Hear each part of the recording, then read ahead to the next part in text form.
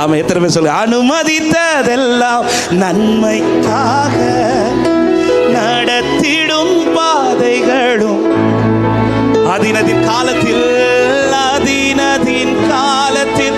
நேர்த்தியாய் செம்மையாய் எனக்கான யாவும் செய்து முடிப்பேர். அதினதின் நேர்த்தியாய் செம்மையாய் எனக்கான.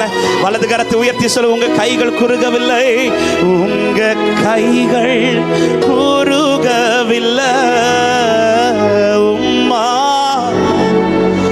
எதுவும் இல்லை, உங்க கைகள் ஆமென், உம்மால் கூடாதது எதுவும் இல்லை, இயேசுவால் கூடா. அன்னாளை குறித்து பைபிள் சொல்லுகிறது, அவள் அழுது கொண்டே இருப்பாள்னு ஒரு வார்த்தை. அவன் ஏன் அழுறானா, பிள்ளை இல்லாதது ஒரு விஷயம். ஆனா பிள்ளை இல்லாததுக்கு எல்கானா நல்ல ஆறுதல் சொல்றாரு. ஆனா இப்ப ஏன் இவன் அழுதுட்டே இருக்கிறானா, ஒரு குறை இருக்கிறது. அதுல அந்த குறையை பார்த்து ஒருத்தி விசனப்படுத்தினா பாத்தீங்களா. பெனினாள் அந்த வீட்டுல இருந்து அவளை விசனப்படுத்திட்டே இருப்பா. ஆமா, அன்பா சொல்றேன் தேவ பிள்ளைகளே, நம்ம ஒருத்தங்கள்ட்ட பேசுற வார்த்தை அவங்களை பலப்படுத்தணுமே தவிர காயப்படுத்தக்கூடாது. ஆமேன், வரமாட்டேங்குது. நீங்கெல்லாம் பெனினாளா இருக்கிறது போல தெரியுது எனக்கு. அண்ணாளா இருக்கு. அண்ணால பாத்தீங்களா, அதுக்கப்புறம் ஆண்டவர் குழந்தையை கொடுத்தாரு, அதுக்கப்புறம் 5 பிள்ளைகளை கொடுக்கிறாரு. அது அண்ணாளுக்கு பிள்ளை ஆண்டவர் அப்படி தீர்க்கதரிசியா மாத்தி தேசத்துல கலர் ஷைன் ஆக்க வைக்கிறாரு. இப்படி ஷைன் ஆகிட்டு இருக்கும்போது அண்ணாள் எங்கேயாவது வெளிநாள்கிட்ட போய் பார்த்து இல்லை என் பிள்ளை அப்படி சொன்னாரா? அதான் அண்ணாள். தேவ பிள்ளைங்க யாரையும் விசனப்படுத்திடக்கூடாது. ஆமே, நான் பேசுறது ஒருத்தங்களை பலப்படுத்தணும். மரியாள் எலிசபெத்தில் பிரைஸ் எல்லாம் சொன்னது வயிற்றுல இருந்த பிள்ளை. நம்ம ஒருத்தவங்களுக்கு பிரைஸ் எல்லாம் சொல்லும் போது அவங்க துள்ளணும், அவங்க தள்ளப்படாது. ஆமே, துள்ளணும், அவங்க சந்தோஷப்படணும். ஆமே, அதே நேரத்தில் சில குறைய கர்த்தர் அனுமதிச்சு உங்களை நடத்துறாருனா, அல்லது சில பாதையில் உங்களை கொண்டு போறாருனா, அவர் உங்களுக்கு செய்ய போறது மகிமையானது ஒன்று. அன்னாளின் கற்பம் பலவீனத்தினால் அடைக்கப்பட்டதல்ல, கர்த்தர் அவள் கற்பத்தை. இது பெனினாளுக்கு தெரியாது. கர்த்தர் இதை தெரிய வைக்க மாட்டார். ஆமென், தெரிய வைக்க மாட்டார். யோபுக்கு 42வது அதிகாரத்தில் ரெட்டிப்பான நன்மை கொடுப்பேன்னு சத்துருக்கு ஃபர்ஸ்டே தெரியும்னா கை வச்சிருப்பான்? சொல்ல மாட்டார். நம்ம கிட்டே சொல்ல மாட்டார், சத்துருக்கும் சொல்ல மாட்டார். டைம் வரும்போது நிறைவேற்றி காட்டுவார், நம்மளை மகிமைப்படுத்தி நிறுத்துவார். ஈனப்படுத்தப்பட்ட நம்மை கர்த்தர் மகிமைப்படுத்தி நிறுத்துவார்னு சொல்றவங்க. ஹல்லேலூயா. ஆனா அன்னாளுக்கு முன்னாடி பெனினாளுக்கு எத்தனை பிள்ளைங்க தெரியுமா? 10 பிள்ளைங்க. ஏன் 10 பிள்ளைங்க சொல்றேன்னா, எல்கானா என்ன சொல்ற, 10 குமாரரை பார்க்கிலும் நான் உனக்கு அதிகம். அப்போ குறையாம பெனினாளுக்கு எத்தனை பிள்ளைங்க இருக்கும்? 10 பிள்ளைங்க. ஆனா நான் ஒரு கொஸ்டின் கேட்கிறேன், பெனினாளுக்கு ஒரு பிள்ளைக்கு பேர சொல்லுங்க. அடுத்த கொஸ்டின் கேட்கிறேன், அன்னாளுக்கு பிள்ளைக்கு பேர சொல்லுங்க. இதான் வித்தியாசம். கர்த்தர் உங்களை தலைமுறைக்கு பேச வச்சிட்டு இருப்பா. நல்ல கையை தட்டி ஆண்டவருக்கு மகிமை. அனுமதித்ததெல்லாம் நன்மைக்காக நடத்திடும் பாதைகளும் நன்மைக்கா. அதினதின் காலத்தில் நேர்த்தியாய் செம்மையாய் எனக்கான யாவும் செய்து முடிப்பேர். அதினதின் நேர்த்தியாய் செம்மையாய் எனக்கான.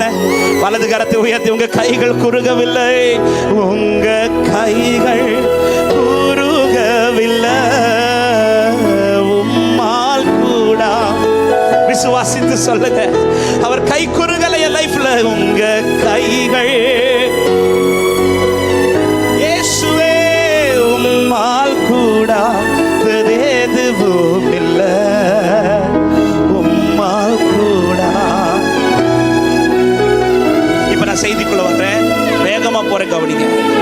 இந்த இந்த இந்த வாலிபனுடைய வாழ்க்கை பிறவிலிருந்து குருட. பார்க்கிறவங்கெல்லாம் இவனை பார்த்ததுமே கேட்கிற கொஸ்டின் என்ன தெரியுமா? இது இவன் செய்த பாவமா, இவன் பெற்றோர் செய்த பாவமா? இவன் வாழ்க்கையில இதுவரை ஒரு வெளிச்சத்தை பார்த்ததே இல்லை. அவன் கண்ணிலையும் பார்த்ததில்லை, வாழ்க்கையிலையும் பார்த்ததில்லை.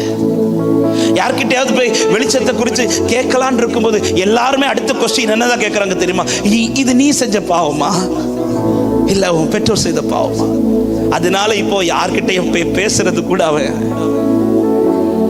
சரி, மற்றவங்க தான் பேசுறாங்கன்னு பார்த்தா சீஷர்களும் அதுதான் பேசுறாங்க. சில நேரத்தில் பாஸ்டர்ஸும் அப்படிதான் பேசுவாங்க, ஆனா ஆண்டவர் அப்படி பேச மாட்டார். என் குறையா பார்க்காத ஒரே ஒருவர் நான் ஆராதிக்கிறேன், ஆண்டவர்.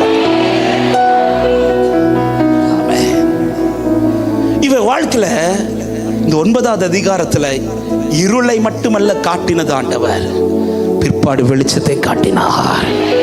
அவன் கண்கள் திறந்தது, அவன் கண்கள் திறந்தது, அவன் வாழ்க்கையில் ஒரு வெளிச்சம் உண்டானது. இன்னைக்கு அநேகருடைய வாழ்க்கையில் இன்று கண்கள் திறக்கும், வெளிச்சம் உண்டாகும்.